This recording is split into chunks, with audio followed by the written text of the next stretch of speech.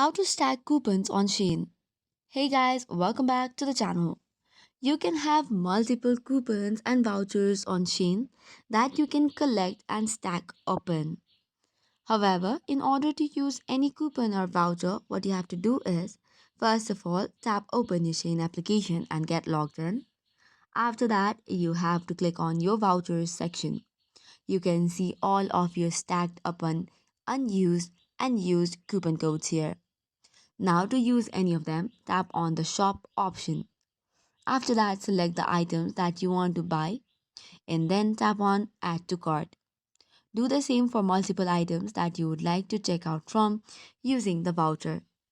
Once you have made all the necessary changes and added it to the cart, next option would be to go and move on to the checkout. Tap on go to checkout and then on checkout option. Now here you will notice that already the voucher card has been applied. However, only one coupon can be used per order.